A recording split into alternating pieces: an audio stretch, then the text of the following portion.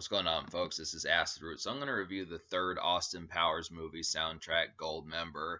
Now, this came out in 2002 and was the most recent Austin Powers movie, which is kind of unfortunate because these were a good string of movies. But the soundtrack is notable for doing a number of things, two of which involve Beyonce. For one thing, this album holds the debut solo single of Beyonce called Work It Out. And for another thing, the movie has Beyonce's acting debut. So Beyonce was starting to step out and become a lot more of a solo star, and this would go on to morph and manifest into the Beyonce that we know today. Now, originally, I thought that Beyonce did this morphing just with her debut single from Dangerously in Love, which was Crazy in Love with Jay-Z, but apparently she tried to break even a little bit before that, and this is the amalgamation of how that happened. But truthfully, if you would have talked to me 6 months ago, I wouldn't have known about this song Work It Out by Beyonce. Like I said, I thought her debut single was Crazy in Love, but apparently she tried to actually drop her album possibly in 2002. The thing about Work It Out, it didn't chart, so I guess Beyonce had to go back to the drawing board and kind of figure out what to do from there. But it is still a good song, and it belongs on the Austin Powers soundtrack, so it's interesting to kind of get that. But unfortunately, I did not enjoy this Austin Powers soundtrack too much. I felt like a lot of this, I do like 70s kind of disco. I do kind of like 70s disco electronic type feel, kind of like disco pop and that sort of stuff, where it's kind of more up tempo and kind of jivey, kind of Marvin Gaye type stuff in that sort of sense. But this album really doesn't have that. It just kind of reminds me more of like the typical makeshifts, staying alive kind of 70s music. And it's just not it.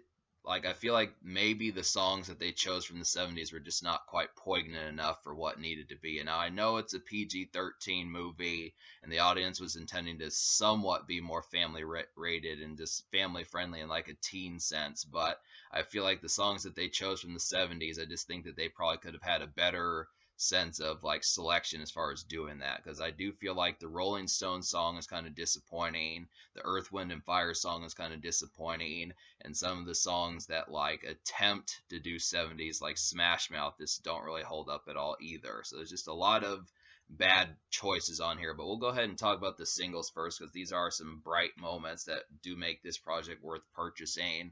So I would have to say the lead single off this project was Work It Out by Beyonce. This is produced by the Neptunes, which means Pharrell and Chad Hugo.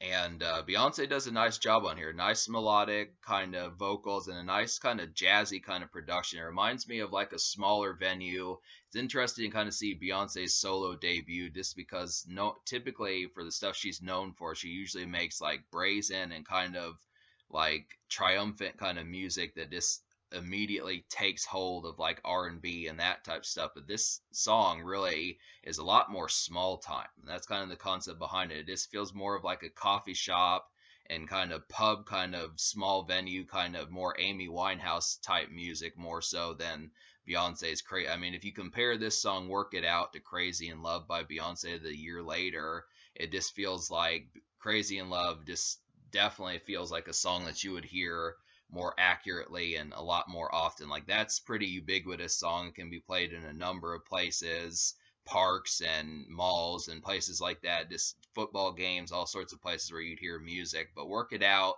to me, I can see it kind of being tuxedo music and mild cases sophisticated music, but it definitely reminds me of just like more of like a kind of pub and kind of open mic and kind of smaller venue type song. I mean, I see it as tuxedo music, but not in like a full-fledged five-star hotel type sense. It is a good song, and I suppose it could be, but it just depends.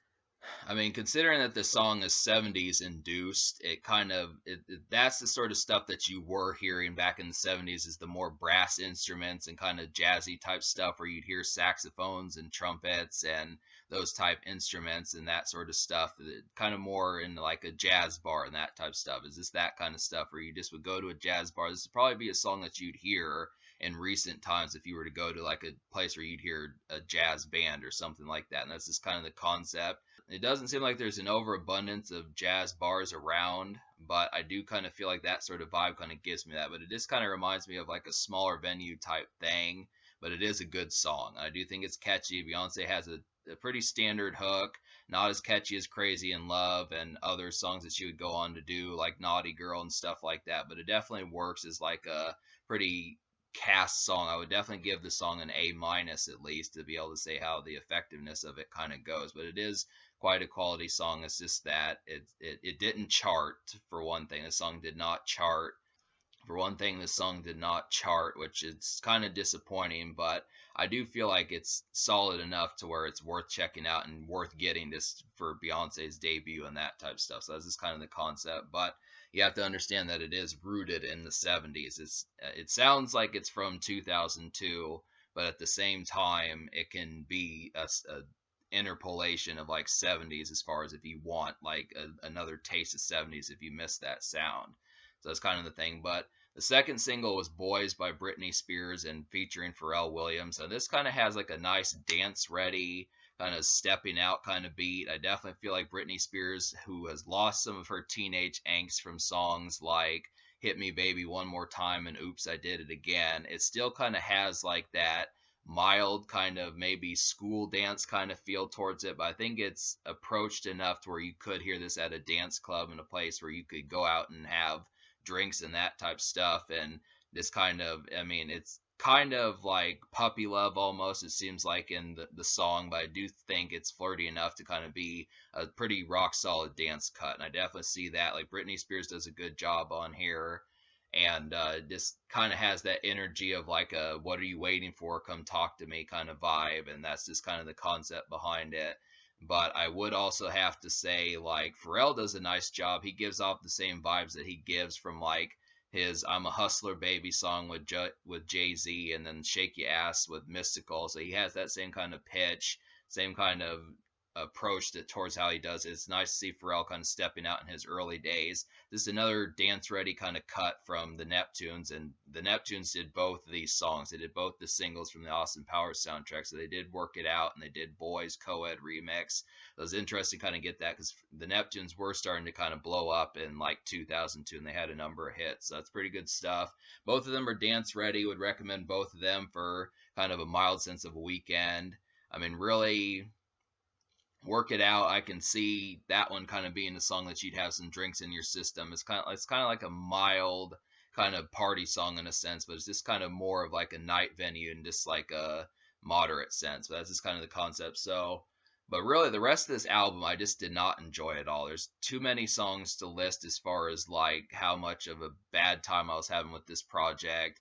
Like I like the Hard Knock Life Ghetto Anthem by Dr. Evil, but I just don't know the instance where I would ever listen to it. It's just a parody song, basically just parodying Jay-Z's Hard Knock Life, which is just, there's not, Dr. Evil as a lyricist doesn't make a ton of sense as far as like being taken seriously. It's meant to be funny. It's just kind of the fact that Mike Myers did his comedic sketches so well. You got some Austin Powers stuff in here. If that's your cup of tea, if you like the Weird Al type stuff and you want that sort of approach, there is an Austin Powers song and a Dr. Evil song in here. But I don't know, me looking for more songs like Beyonce, I was kind of hoping that maybe there would have been a few more moments, like maybe Usher would have had a song on here, and maybe like some other contemporaries like Ludacris could have had a song on here or something like that. Just some folks that were kind of hot in 2002. I mean, I know that this album was meant to be rooted in the 70s, but like I said, the songs that they chose from the 70s for this project just did not have any sort of electricity to them. Like, I know Rolling Stones is seen as like a vastly good band, but the Dr. Dre remix was not that eloquent at all. And it just did not. I mean, Dr. Dre just sounded like he gave a beat to Busta Rhymes, and then just it was Rolling Stones on there instead of Busta Rhymes or something. It just did not. I haven't heard. Maybe I've heard the "Miss You" song by the Rolling Stones, but the Dr. Dre remix did not really do it justice. It just felt like Dr. Dre just added like some drums in there, and then just didn't really know what to do with it. I mean, Dr. Dre is a great producer, but I would have liked to have seen this like a different, some sort of more kind of better beat like he was doing on 2001 for messing with someone like the Rolling Stones. And then I didn't really enjoy the Angie Stone and Earth, Wind and Fire songs. I kind of feel like some of these um, I know that there are better songs out of the 70s. I know that honestly, when you think of Shake, Shake, Shake, like the Hey Goldmember, which that's a better song. That song should have been on here, something like that. I mean, Hey Goldmember was just another kind of funny kind of parody song, but yeah, it's just kind of I don't know. If you're expecting like a nice taste of the 70s, something to bring you back to the 70s and give you like that alive sense of feeling that you had back in like 1977 or 1978, 79, something like that, it's not really on here. And that's kind of the concept. I mean, maybe it can bring back nostalgia if you remember the 70s vividly, but the songs are just not dance ready, disco inferno type stuff that actually makes you want to get up and put on like the Elvis suit and that type stuff as far as some of that stuff actually kind of went, but it just doesn't really do it. And like yeah, the three parody songs, the Foxy Cleopatra, Dr. Evil, and Austin Powers song, they're kind of meh. And the Alfie song was kind of awkward. Uh the 1975 is just an instrumental, which I didn't understand what that one was kind of doing. And the Smash Mouth song was trying to be 70s, but considering that Smash Mouth is kind of a 90s band, they did a pretty bad job of trying to do it. I mean, I know that Mike Myers has teamed up with Smash Mouth before, but I would have just preferred for them to just given them like another hit and kind of brought some cash in that way. It just felt like the version of the song that they were trying to do, it just was not, it didn't amalgamate well with maybe what they could have done. Yeah, it just kind of felt like the Smash Mouth song just did not really get the justice that it particularly needed. But so me liking only two songs out of 12, me liking only two songs out of 12, I'm going to go ahead and give this album like a 2.25 out of 10. It's just not really good at all. I kind of feel like I would almost give it a 2.5, but a 2.25 just because that's really about all there really is to this album is just the two singles, the Britney Spears song, the Beyonce song. There's just not really anything else noteworthy to speak of. I was kind of hoping that the Smash Mouth song would have been a hit. There's really no one else contemporary from these times that's on here beyond that. So this is kind of apart from Britney Spears, or apart from Beyonce, Britney Spears, and Smash Mouth. There's nothing really contemporary on here. And really, like Beyonce manages to pull off the 70s feel. It's interesting to kind of see her do it, but Smash Mouth just didn't. And most of the 70s songs are very kind of dry, and they just don't have like the spark that showcases a decade that had a lot of disco electricity and a lot of furious kind of energy that just should have been executed better. And it just was like, eh.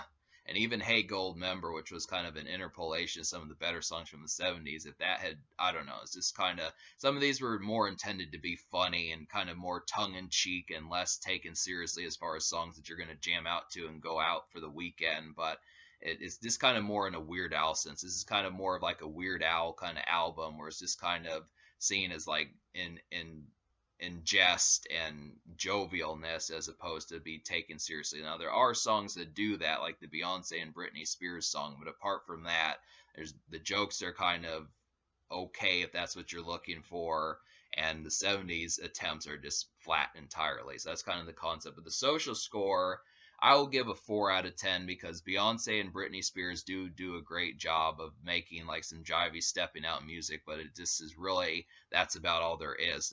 If you don't like the two songs, there's really no purpose to even messing with this project, but they are good. It's just very, very short lived. That's kind of the concept there. So it's just kind of, that's the remark about it. In terms of the future, like there's probably not going to be any more Austin Powers movies, but I would have to say that this was at least, I can at least say I respect this for the Beyonce and Britney Spears songs, and that's kind of the concept. But this, apart from that, just getting the Beyonce song that you won't find anywhere else and a nice remix to a Britney Spears song, is really not anything noteworthy to really take in. So